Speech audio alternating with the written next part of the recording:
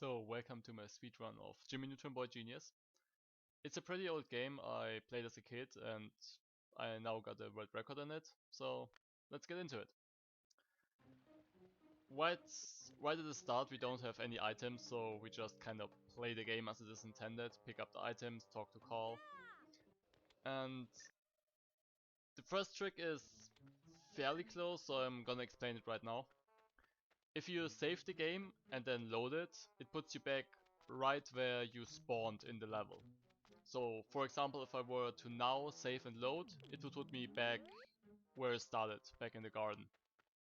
But we used it in the house, where we are going now, because we need to pick something up from our room, and we don't want to walk back, because as you can see, Jimmy turns really slowly. So in order to speed him up going downstairs, we just save the game and load it. This only saves a second here, but in other parts of the game it saves up to 7 seconds. The next part of the game is racing. So Nick, as you know from the show, is a douche and he won't give us our inventions. He has something we want and he won't give it to us unless we beat him in a race. So we do just that. Interestingly, this is a really easy race. So we will overtake him in like the first lap or the second. It's really easy to beat him.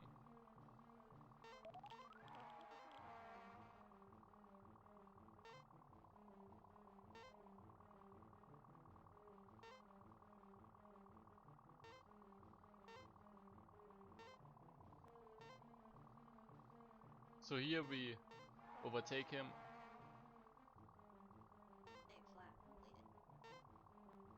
Jumping here is not necessarily faster. I don't know if it's faster. I've never tried. It feels faster, so we do it. You can hardlock yourself here when you don't talk to Nick and just walk straight out. We talk to Nick. We skip the conversation, but we talk to him.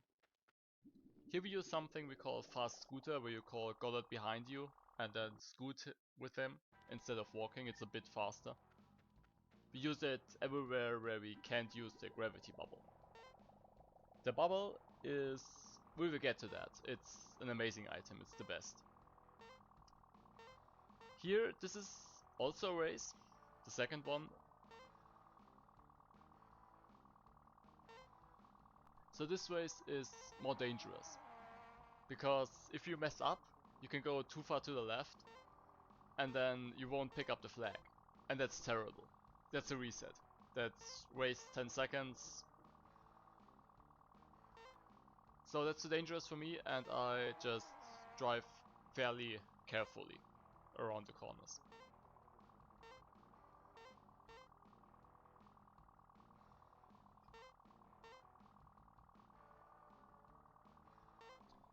So after we beat him, which is not hard, Nick gives us the map. The map to Area 51. I don't know if that's from the show, but we now go to Area 51 and take some alien technology. More specifically, an invisibility part, but we won't use it. We won't use it in this run, it's just not useful. But here we get it. We go in here, and now as soon as we walk out, the Yokai abduct us, and we have to escape their ship. So this is where you're supposed to turn invisible so the guards don't hurt you. But in a speedrun, we don't care about that at all. Like, they can hit us as long as they want. It doesn't deal a lot of damage. Also, their intruder alert, these lines they say. When I played this as a child, that was really scary. Like, that really got to me. Being young and all.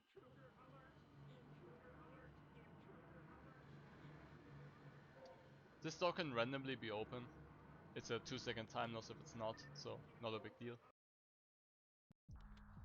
Here we walk forward, and then we do the fast forward walk. So the bubble, which you just got, is the best item in the game, straight up. You move faster while you're in it, and due to a glitch, you also move faster if you activated it and then got out of it. Which we use a lot, because it doesn't take as much neutron energy. That's in the top left corner. If that's 0, we can't use our inventions anymore. So we want it to be not 0. And as you can see here, I use it, and activating it, and now we walk faster, for no reason. We use this a lot in the game, and the bubble is actually part of 2 glitches. The other one being the invisible flying glitch, where you can just fly up any distance. That will be used later.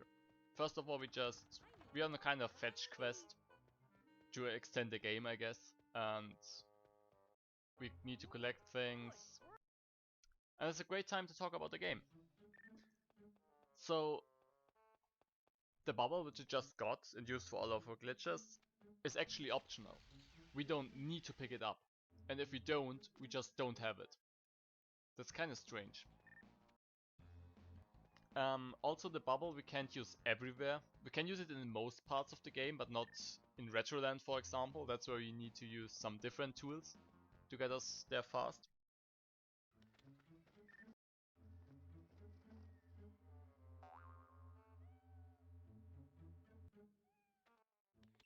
This is the second save load, where we load back to the teleport booth.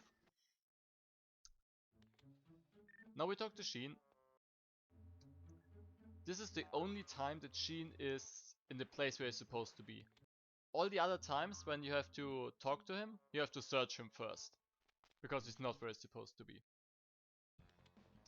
Coming up is the first application of the infinite flying glitch. And it's a crazy glitch. I believe board of you found it. So you use a jetpack, then activate your bubble, and then you just fly up. It's that simple. You also cancel the bubble so you don't lose too much energy. You're supposed to fly in with Gorda, you can control him like a remote robot, but we don't do that.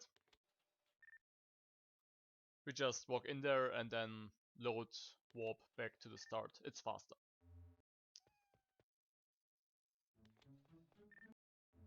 Now Sheen is supposed to be at home, but he's not. He's actually at school.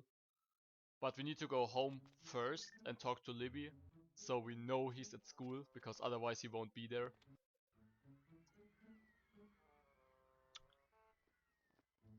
Now we go to Retroland, where, as I explained before, we can't use the bubble at all. So we either need to use the scooter, which is not worth it for that short of a distance and with an obstacle in the way, or we save warp, which we do here. We talk to Ultralord and then use the save warp, which saves 7 seconds and is the reason why I got the world record, because I found it. This is another instance of Sheen not being where he's supposed to be. He's supposed to be at school, he's not. He's supposed to be near home, he's not. Now finally he is at the candy bar.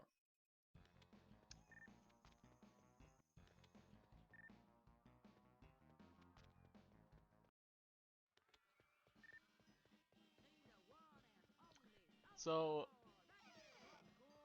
Carl is abducted here by the Yokians, which is a part of the story where they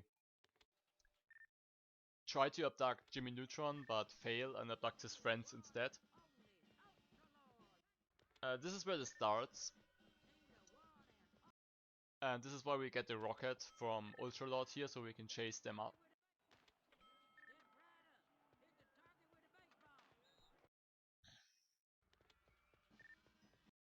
It starts the more difficult part of the game, because the only things left to do basically are power plant and the rocket maze, and both of them are fairly difficult in contrast to the start of the game.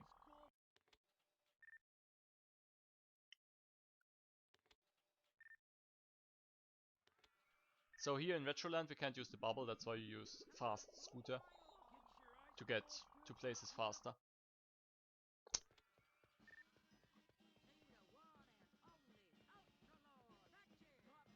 Next we need to go to the school and pick up a key.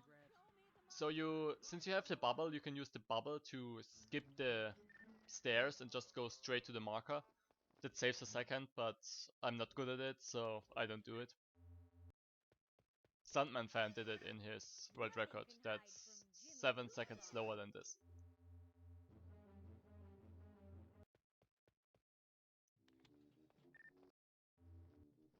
Now we warp to the power plant, and yeah. I meant to use the bubble here because it's faster, because after pressing this button you walk fast and then this saves like a second, but I forgot it, so I didn't do it. This is the craziest strat in the game. Sandman fan come up with it, and it's insane. So basically there's a spot in the wall that's not supposed to be there where you can grapple, and then you push against the wall and go out of bounds. And from here, you can use the infinite flying glitch to go up the entire facility and straight to the exit. We can't just straight up use the jetpack and activate the bubble because we can't use the jetpack in this building. But if we fall down, we still use the jetpack. That's why we go out of bounds to fall down, use our jetpack, and then fly up. Then in this room is the exit, but the door has a warp zone at the other side, so we just go to the back of the door. This starts the final part of the game, and this used to be really boring. This was just 5 minutes of flying that was not challenging, but you couldn't skip it. And you also couldn't like be on your phone while doing it, because you needed to avoid lasers and cannons and such. But thankfully, Hookwash is a legend, and he found this. You go up here, activate rockets, and bam, out of bounds. And since the whole like cave is a circle, you just fly back and then there's the exit after flying to the darkness. Rolling is not faster, you just press R and Jimmy does a barrel roll, but it's fun, so I do it.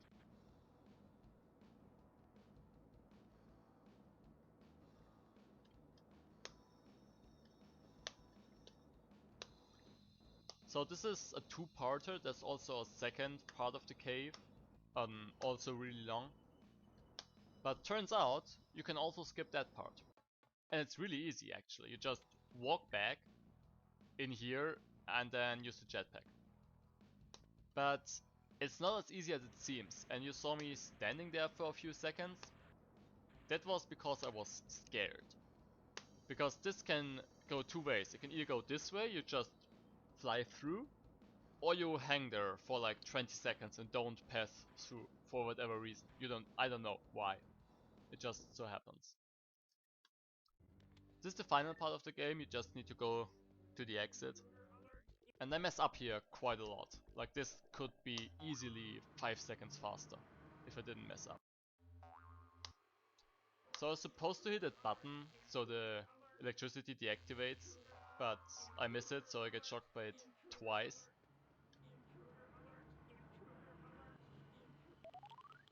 Here, walk to the exit. That part's good. That part is what it's supposed to be.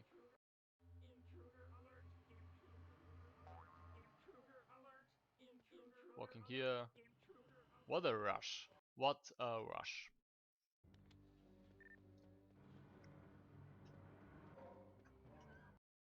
This leads us to the final part. The final part, the last warp zone.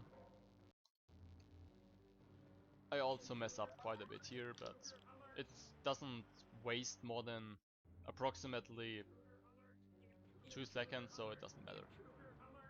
I still got the world record, thankfully. This is the scariest jump. You need to jump over this pit, but if any of these cannons hit you, it stops your momentum. So you fall down and lose 12 seconds. But it didn't happen here, and 14 minutes and 43 seconds, a new world record. Well, well, well. If Now they release my people, and yeah, we can go home and live our happy lives in Retroville.